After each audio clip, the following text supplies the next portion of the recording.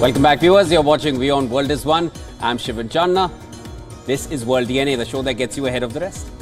And I'm Raisha Sehgal. On the show today, the US says that it has not seen Israel's plan for a military offensive in Rafah. And the US President Joe Biden further says that he is extremely hopeful that a ceasefire will be announced in the coming few days. While on the other hand, Israel has promised to continue fighting in Gaza until all hostages are returned, even if there is a temporary ceasefire. Also on the show, we bring you updates from Sweden, which has cleared its final obstacle to join NATO after Hungary's parliament voted to ratify the bid. Swedish Prime Minister said that it was a historic day and a big step for Sweden to abandon 200 years of neutrality. Absolutely. Also on the show, we will be joined by our correspondent Susan Tehrani, live from New York. Later on the show, we will also be joined by our correspondent Alison Legrange from Durban with updates from the world of entertainment. All that and a lot more lined up on World DNA this morning. But first, the headlines.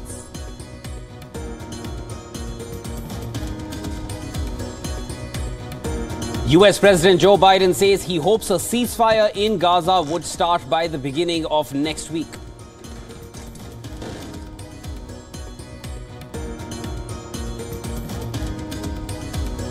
Europe is in danger with two wars on its doorstep and many other powder kegs all over the world, says EU's foreign policy chief Josep Borrell.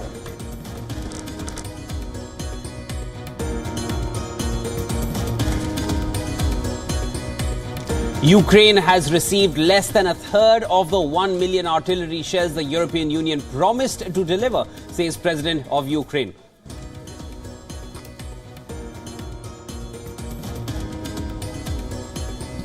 US President Joe Biden and Donald Trump will both visit the US-Mexico border on Thursday in a high-profile clash of schedules as they vie to win over voters on immigration, one of the hottest issues in the 2024 polls.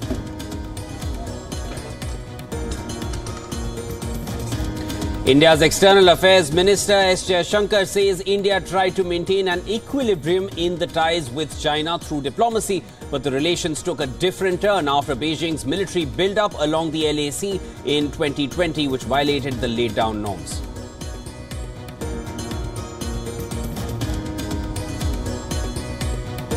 Amid indications of a breach in the Samajwadi Party ranks, the stage is set for an exciting competition for 10 upper house seats from Uttar Pradesh in India.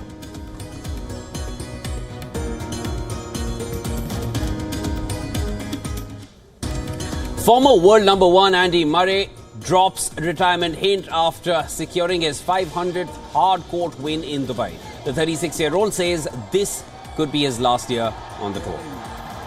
And second set. World champions Red Bull Racing are set to decide the fate of their team principal Christian Horner before the season opening Bahrain Grand Prix. Horner was put under probe over charges of inappropriate behavior.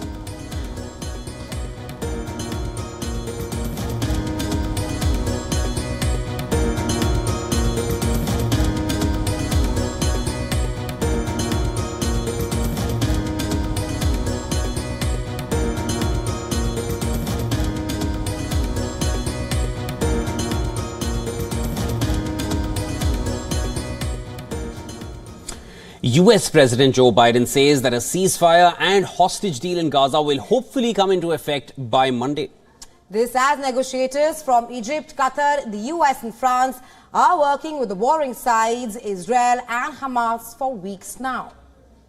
Now, of course, they're working to clinch a deal seeking a halt to the 5-month-long fighting which is going on in Gaza, which has claimed more than 30,000 lives so far. A deal could also include the exchange of dozens of hostages for several hundred Palestinian detainees held by Israel. In New York, Biden was asked when such an agreement might start. Biden responded by saying a deal is very close and that he hopes that a ceasefire will be achieved by Monday. Negotiators are hoping to secure a truce between Israel and Hamas before the Muslim holy month of Ramadan. I hope by the beginning of the weekend. I mean, the end of the weekend. At least my national security advisor tells me that we're close. We're close. It's not done yet. And my hope is by next Monday, we'll have a ceasefire. Israeli Prime Minister Benjamin Netanyahu had earlier dismissed the troop withdrawal demand as delusional. He says any ceasefire deal would only delay a military incursion into the southern Gaza city of Rafah. Around 1.4 million Palestinians have sought shelter in Rafah as Israeli forces took down other Gaza cities. The Israeli forces marched into Gaza days after the Hamas militant group launched the October 7th attack. Nearly 1,200 people were killed in Israel and more than 250 were taken hostage. 130 hostages, including 31 presumed dead, remain in Gaza after a one-week truce in November, which helped secure the release of other hostages. Hamas-run Gaza Health Ministry says that over 29,000 people have been killed in Israeli onslaught that followed October 7th attacks on Israel.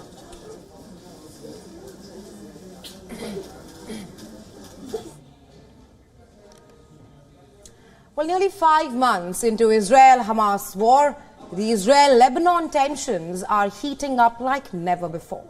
Lebanese officials confirm Israeli forces have targeted eastern Lebanon. The strikes on the eastern region were reported for the first time since the war on Gaza began in October last year. Now, at least 2 people were killed after IDF warplanes struck Lebanon's Bekaa Valley. The attacks targeted a convoy of trucks, with the Israeli military claiming it struck quote-unquote Hezbollah terror targets deep inside Lebanon.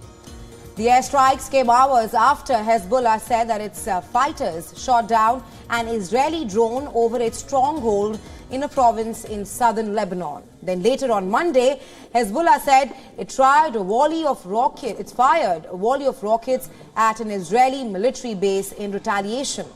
Hezbollah confirmed at least 60 rockets were fired at the Israeli base. After Israel widened its strikes, Hezbollah politician threatened Israel, quoting, "Aggression on Baalbek or any other areas will not remain without response." Listen to this. The enemy thinks that it can regain its standings by expanding its attacks, like in targeting Baalbek and some other areas, because it believes it is compensating for what happened to it this morning at the hands of the resistance heroes who brought down the pride of its drones with their missiles. The resistance will find an appropriate response to this expansion, and this is its pledge, commitment and promise. One of the Lebanese security sources confirmed that Israeli strikes hit a building used by Hezbollah in a Baalbek suburb and also a warehouse near the suburb which belonged to the group. Pictures from the area showed plumes of smoke rising from the vicinity with burned out vehicles, as well as a huge pile of rubble from what seemed to be a building.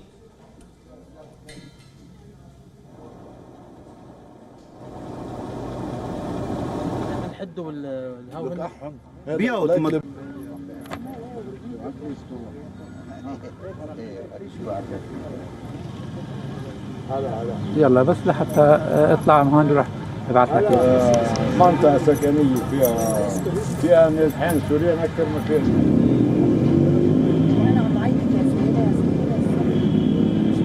يعملوا ما هي مش عم بيعرفوا. At 11 or a little after 11:20 a.m., we heard the loud sound of warplanes flying at low altitude, and after that we heard the strikes that happened. Naturally, as people who live in the village, we went to see the damage. Then, 10 minutes later, the second strike happened. Well, it's not the first case of Israel-Hezbollah clashes. However, the violence has uprooted tens of thousands of people on both the sides of the border. Since the onset of war, the cross-border hostilities have killed at least 281 people on the Lebanese side, most of them Hezbollah fighters, but also including 44 civilians. And on the Israeli side, at least 10 soldiers and 6 civilians have been killed since October. On Sunday, Israeli Defense Minister said there would be no let-up in Israeli action against Hezbollah, even if a ceasefire was secured in Gaza. Hezbollah, on the other hand, said it will stop launching attacks on Israel if the Israeli military stops its Gaza offensive. Well, in January, a strike widely attributed to Israel killed Hamas's deputy leader, Saleh al-Aruri, and 6 militants in Hezbollah's South Beirut stronghold. Aruri's death was the most high-profile Hamas figure to be killed during the war.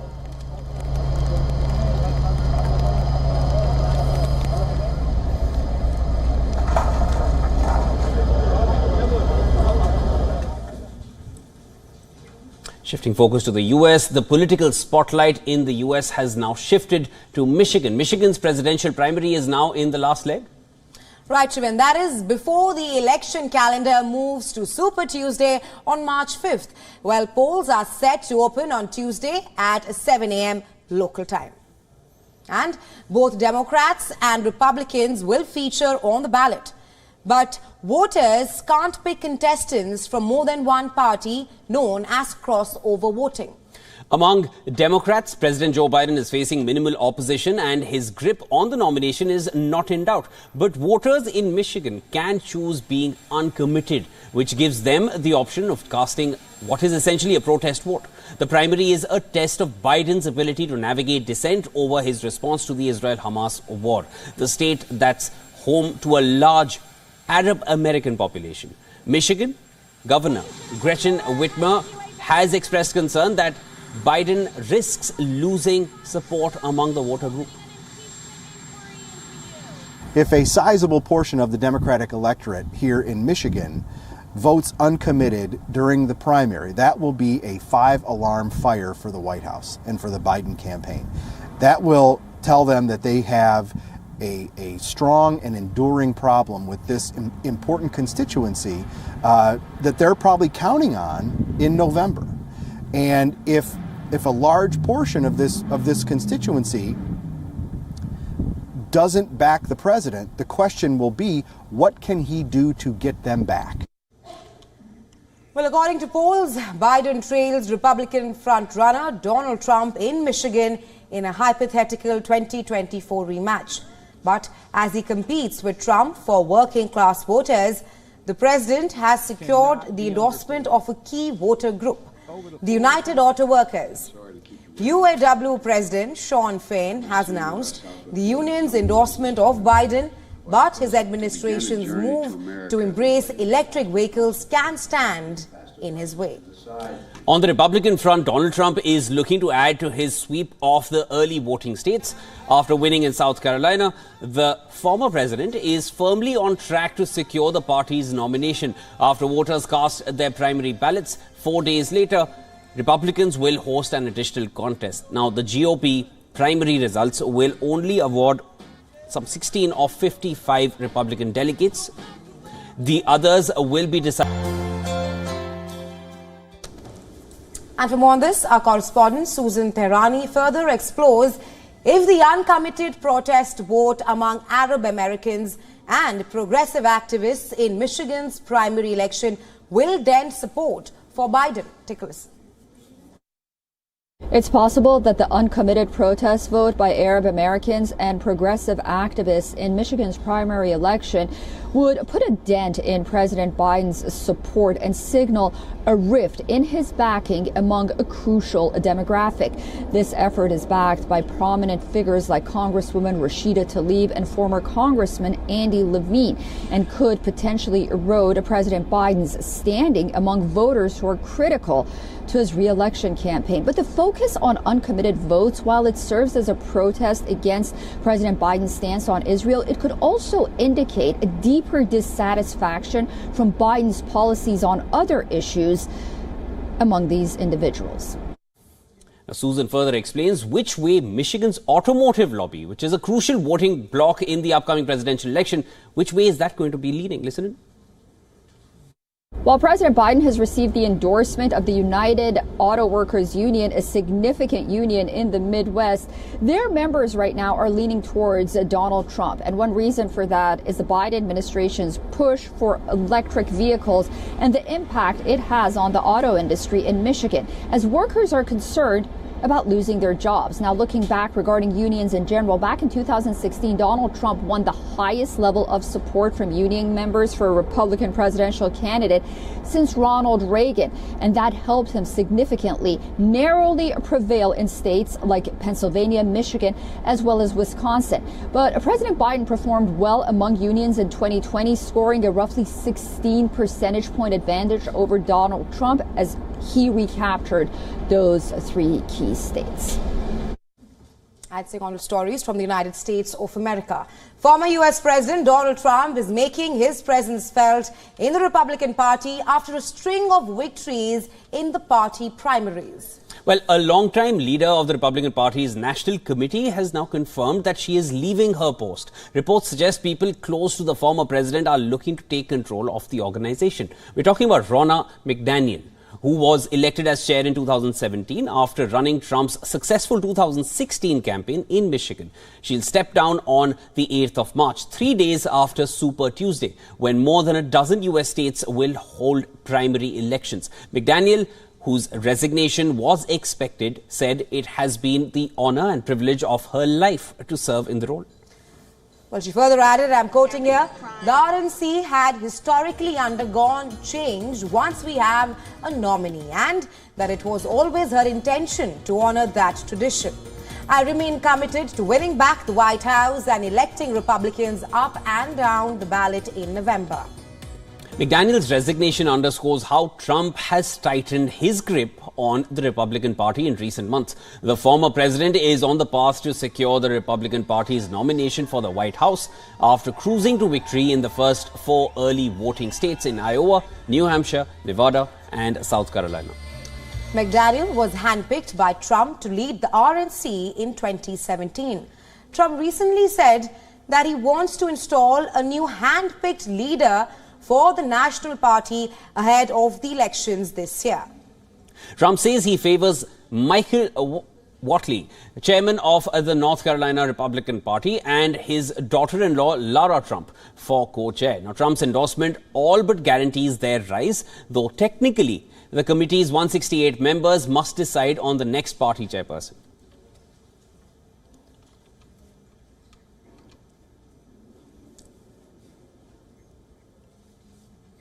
Around 20 European leaders and representatives of other nations met in Paris to discuss the war in Ukraine. And the host, French President Emmanuel Macron, announced new steps to strengthen military aid to Ukraine. Well, Macron said that the Russian defeat is extremely crucial to the security and stability in Europe, while adding that the leaders gathered to send Russian President Vladimir Putin a message of European determination on Ukraine. He said that Moscow is showing more aggressive nature, not just in Ukraine, but in general as well, while highlighting that he cannot rule out sending troops on the ground in Ukraine. Everything was discussed in a free and direct manner tonight. There was no consensus today to send troops onto the ground in a manner that's official, assumed and endorsed. But on the dynamic, nothing should be excluded.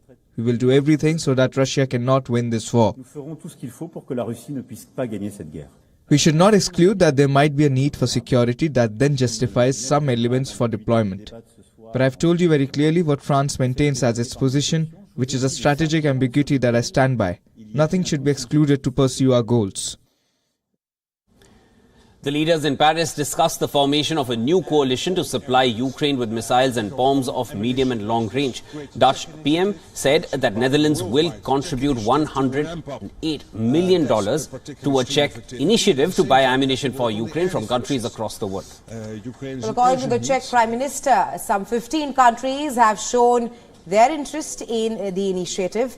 In Paris, countries have been asked to come up with plans in the next 10 days to supply more munitions to Ukraine. While earlier, Ukrainian President Volodymyr Zelensky said that Kyiv has received less than 1/3 of the 1 million artillery shells that the European Union had promised to supply.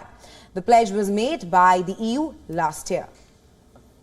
However, in January, it acknowledged that it will be able to supply only half of the initial 1 million shells. Now, in Paris, Macron said a leap is required from the West in its approach, while adding that the leaders should now consider the transformation of the threat from a military and strategic point of view. Meanwhile, writing on his personal blog, EU's foreign policy chief, Josep Borrell, says that Europe is in danger with 2 wars on its doorstep. Borrell also added that the era of Western dominance has indeed ended. On the other hand, Putin has vowed to boost the military ability of Russian special forces. The Russian president vowed to increase the mobility and striking potential of Russia's special operations forces. The Russian forces have been involved in Moscow's invasion of Ukraine since 2022.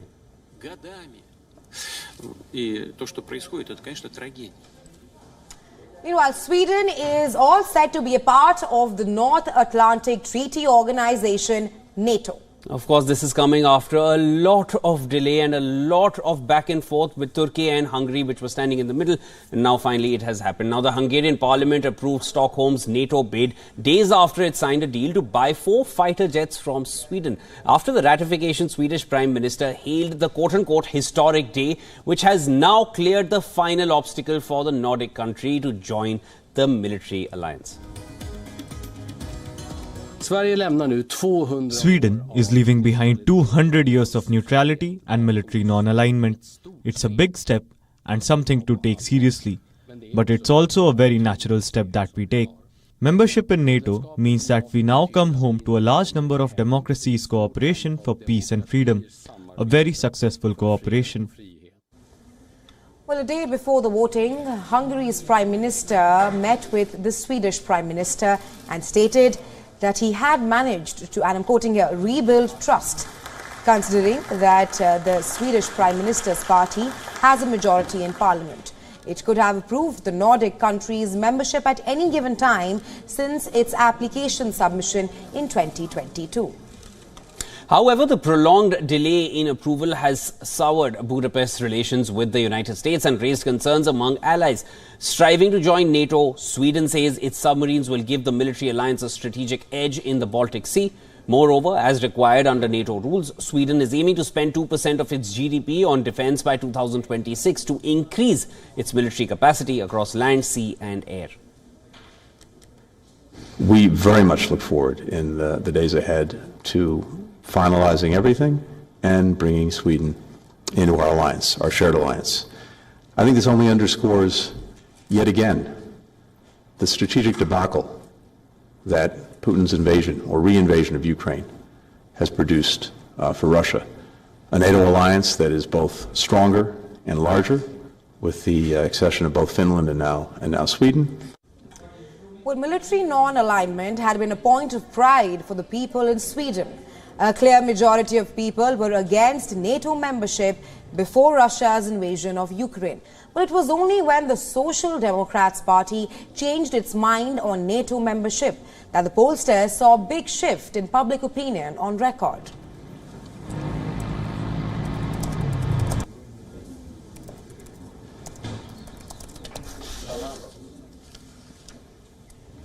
Well, over 2,000 victims of loan sharks took out what they called March for Justice in Nepal. Now, the people travelled to Kathmandu on foot for 23 days to draw the government's attention to their plight. The victims, who are spread across the 50 districts in Nepal, are demanding a law to address their grievances. Well, the demonstrators are demanding that they should be given back their lands and their burdensome loan arrangements be invalidated. According to the officials, the victims have filed over 25,000 complaints, of which only 5,000 have been settled. Well, most of the victims are involved in the agriculture sector. They complain that the loan sharks or money lenders exploited their financial desperation. Such loan sharks operate outside the law, often making it extremely difficult for law enforcement agencies to crack down on them. Loan sharks are often members of organized crime groups.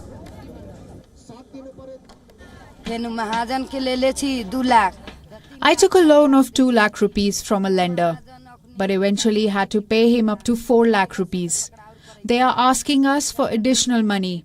They have tried to threaten us in more than one ways. They tried to take my family's land plot and have been consistently pressing for more money. The associates say to pay them by beg, borrow, steal, or even at the cost of my life. So we have come here to seek help from the government. Well, Nepal's government has now stepped up cases against loan sharks in the month of July last year after demonstrations launched by the victims. A provision of a jail term of up to 7 years and a cash penalty of Rs 70,000 was set for those found guilty in such cases. The Ministry of Home Affairs has formed a negotiation team and have invited the victims for discussion as well.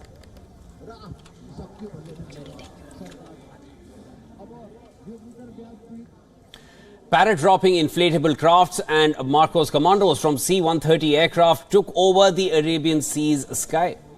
As Indian Navy conducts airborne insertion operations, the operation is in response to the heightened tensions in the Gulf region. Take a look.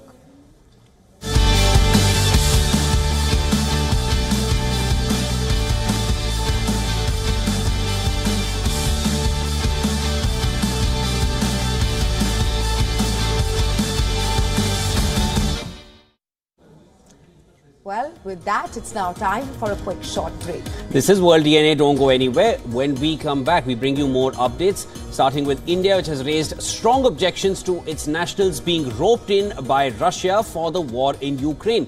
A string of cases have come to light in the matter. We'll get you the real report. Also on the other side, PTM CEO Vijay Shekhar Sharma has stepped down from the board of the company's Payments Bank unit, which the Reserve Bank of India has ordered to shut down by March 15th. The company is now scrambling to find new banking partners to maintain its crucial UPI payment services. We'll get you all the details on that front. Stay tuned. You're watching Beyond World is One.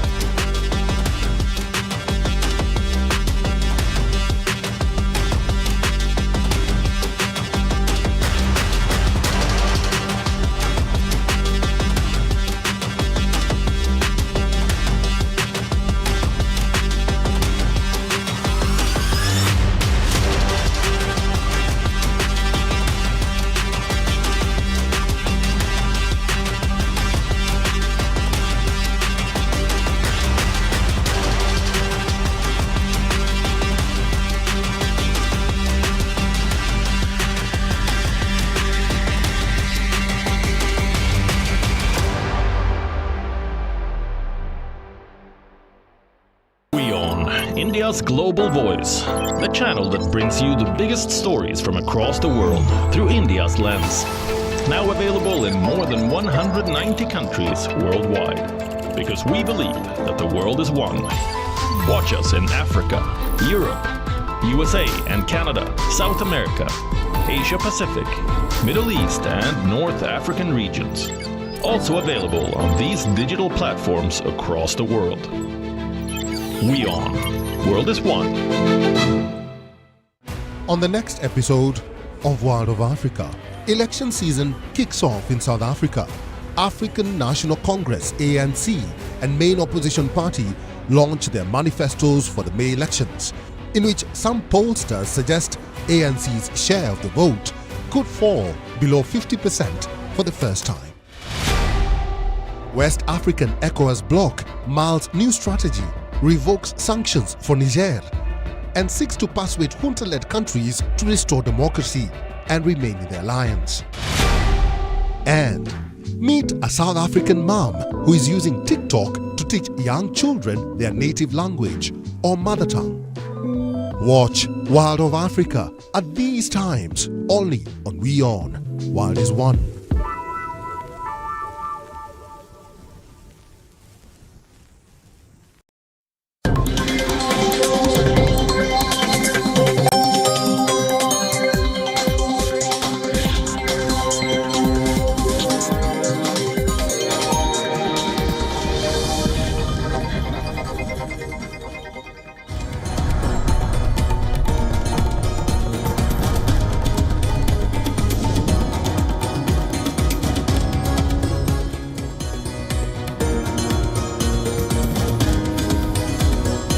Thank you for staying with us. This is World DNA. Lots more lined up in the next half hour of the show. Let's get you started with the headlines.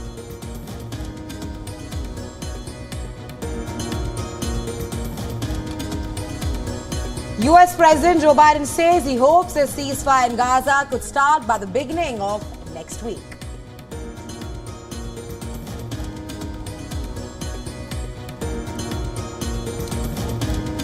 Europe is in danger with 2 wars on its doorstep and many other powder kegs all over the world, says EU's Foreign Policy Chief Josep Borrell.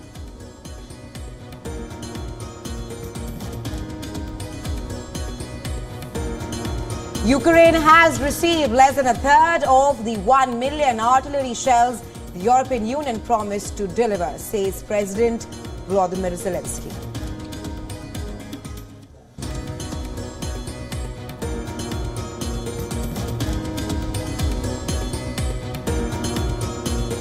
US President Joe Biden and former President Donald Trump will both visit the US-Mexico border on Thursday in a high-profile clash of schedules as they vie to win over voters on immigration, one of the hottest issues in the 2024 election.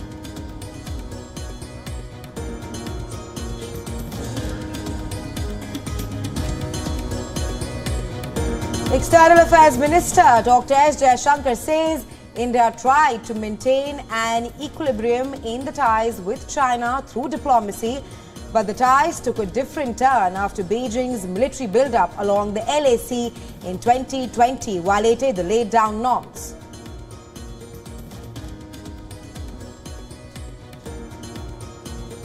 Amid indications of a breach in the Samajwadi Party ranks, the stage is now set for an exciting contest for 10 upper house seats from Uttar Pradesh in India.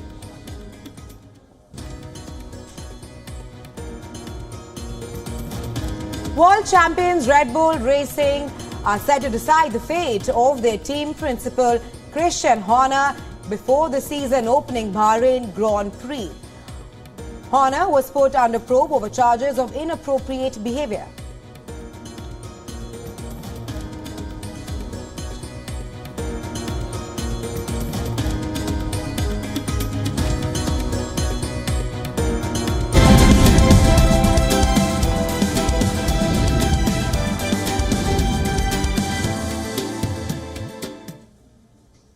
PTM is facing a major shake-up. CEO Vijay Shekhar Sharma has stepped down from the board of the company's payments bank unit.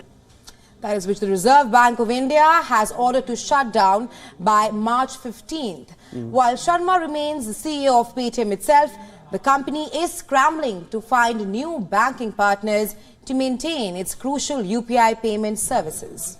Now, PTM Payments Bank Limited processes over 1.6 billion monthly transactions, making it the third largest player in India's unified payments interface ecosystem. The shutdown of PPBL disrupts Paytm's core business model and raises concerns about the future of its millions of users. The restructuring efforts extend beyond personnel changes. Paytm Payments Bank is undergoing a comprehensive board revamp, appointing seasoned experts in banking and governance. The focus has moved towards enhancing governance structures and operational standards. In a bid to mitigate the impact of the shutdown, Paytm is actively seeking partnerships with other banks. Reports suggest that they are in talks with 4 major institutions: Axis Bank, HDFC, State Bank of India and Yes Bank. These partnerships would allow Paytm to continue offering UPI services to its users through the partner bank's infrastructure. Well, adding to Paytm's troubles, the National Payments Corporation of India has removed PPBL from the list of authorized issuers for FASTags. Fastags are a convenient and cashless way to pay tolls on highways, contributing to smoother traffic flow and also fuel savings. This exclusion means that existing PTM Fastags will become unusable after March 15. Users can use their existing Fastag balances beyond the deadline, but no new money can be added. In the wake of the PTM Payments Bank shutdown, the Finance Ministry has instructed the central bank to hold monthly meetings with fintech firms. And this directive aims to address regulatory concerns within the industry. Following the PTM crisis, the meeting will focus on fostering open communication and also collaboration between fintech firms and the RBI.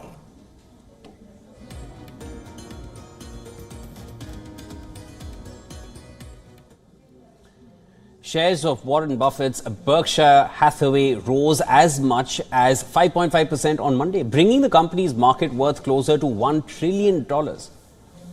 And this is after falling a new record high last year. Berkshire has been steadily making its way towards the $1 trillion club.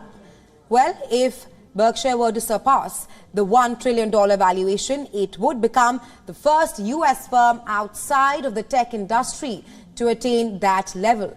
That is after a 15% increase last year. The company's stock has risen 17%.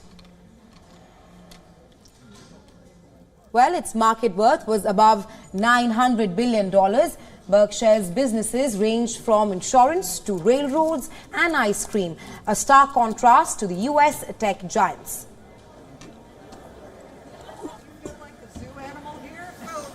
Buffett, in his annual letter to shareholders, said, and I'm going to quote him here, "Extreme fiscal conservatism is a corporate pledge we make to those who have joined us in ownership of Berkshire."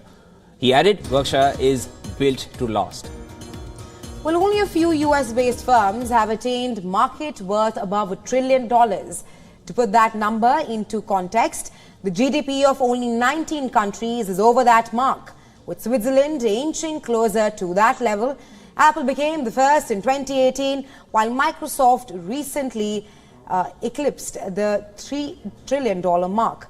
Nvidia is flirting with a $2 trillion value. Amazon, Alphabet and Meta platforms are also currently valued above $1 trillion. Tesla once crossed the market but has since slumped.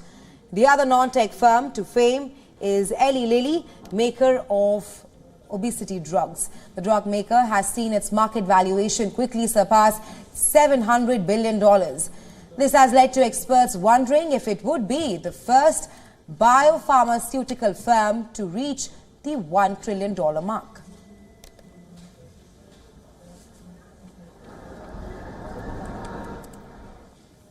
Shifting focus to India now. India has raised strong objections to its nationals being roped in by Russia for the war in Ukraine.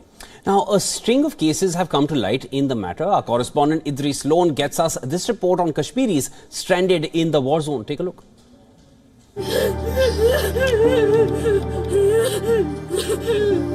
Muhammad Yusuf Kumar, father of 31-year-old Azad, awaits any word of his son. He tells us Azad was taken to the Middle East on pretext of a job. Soon afterwards, he came to know that the youth had been taken to Ukraine as a mercenary for the Russian army. Hope and pray for his safety is all they can do. He was lured by a YouTube channel blogger by the name of Baba Blogs. He was told that he has to come to Mumbai first and then will get a job in the Middle East. They took his phone in Dubai and sent him to Russia. In Russia, he was recruited in the Russian army. We lost complete contact with him for over 3 weeks and finally managed to get in touch with him. He was forced to join the Russian army.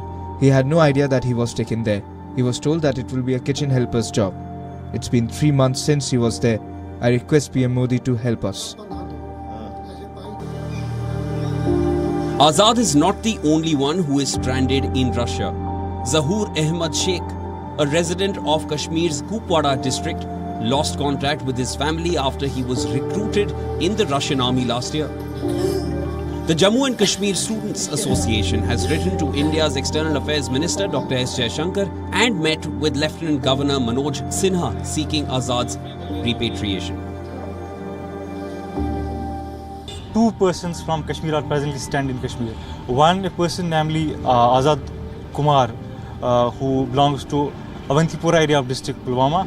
So in this matter, we have written to Ministry of External Affairs, as well as we have spoken to Lieutenant Governor Manoj Sinha and Joint Secretary Ministry of External Affairs. We have hope that their bodies are repatriated as soon as possible. Families of these two men have appealed to the Indian government to take strict action against fraudulent agents acting to lure youth into the horrors of war.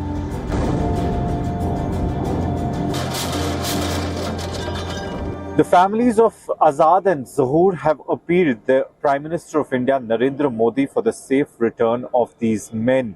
The families have also requested the Government of India to look into the fraudulent recruitment companies which lure these young men into jobs abroad but end up sending them to the conflict zones. With video journalist Feroz Idris Lone for WION World is One.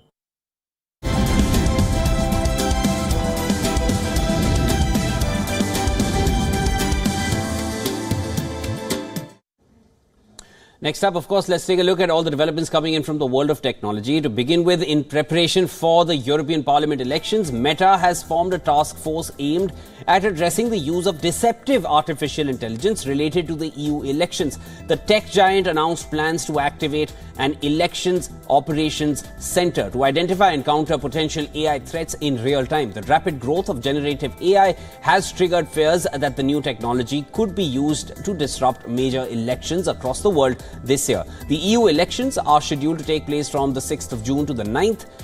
Meta's team of experts will focus on combating misinformation and tackling the risks related to the abuse of generative AI. Well, Meta is currently in collaboration with 26 fact-checking organizations across the EU that include 22 European languages. Well, earlier this month, Meta joined 19 other tech companies, including Google, Microsoft, X, Amazon, and TikTok, in signing a pledge to clamp down on AI content designed to mislead the voters. The Chinese government also plans to improve data security and control major database risks by 2026. China's Ministry of Industry and Information Technology has now called for heightened data security measures and anti-hacking protections for domestic companies. The plan comes at a time when China and the US have been frequently accusing each other of cyber attacks and industrial espionage. In a document addressed to local governments and businesses, Beijing has called for the construction of a data security protection system. As per the document, local governments must focus their attention on businesses that are related to the security industry or are crucial to the country's national security. The government officials must also guide businesses to strengthen risk monitoring and emergency responses for important data.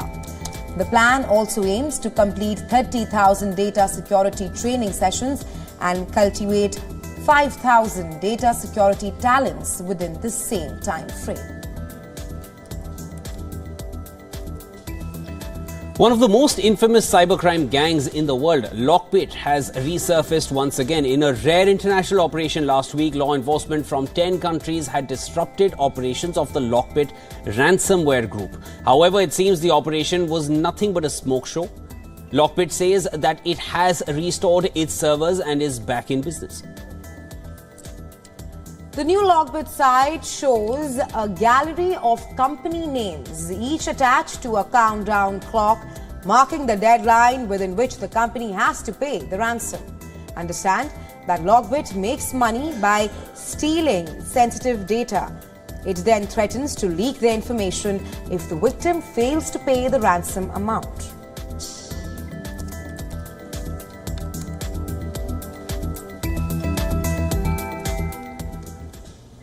Meta CEO Mark Zuckerberg is a man of many talents, and on his Asia tour, he decided to add another to the list with the help of Japanese sword masters.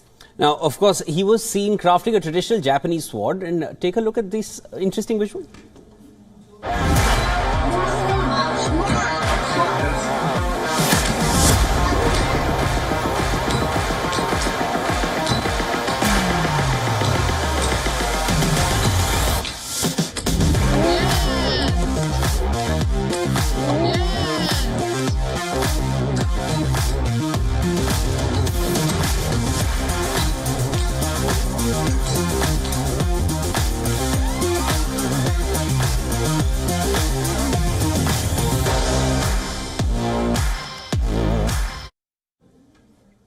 Friends for hire. Well, that's a unique business idea, and reports suggest the business is booming in China. Well, in China, one can rent people for various purposes, from social events to personal support. Well, the Friends for Hire industry in China caters to a diverse people and the demands, from young professionals seeking companionship at social gatherings to individuals looking for emotional support in challenging times. Even tourists want to explore the city with a local guide. Experts say that with the rapid pace of urbanization and migration, people often find themselves lacking a support network of friends and family. This has created a demand for temporary companionship. Now, social media and digital technology has further helped the industry to grow. Chinese social media apps are the go-to platforms for these services. Those offering the service say it is able to help the people feeling lonely or facing mental health issues. Many don't have trustworthy people to talk to about such issues and hence seek paid companionship. However, the business has some challenges as well.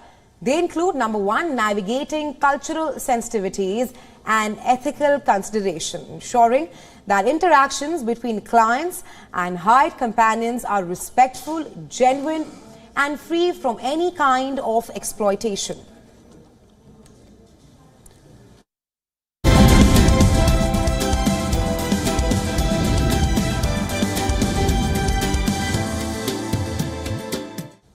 And now the world of sports. Christian Horner is expected to find out within the next 48 hours whether he will remain the team principal of Red Bull Racing. The Formula One world champions will decide the fate of the 50-year-old before the season opening.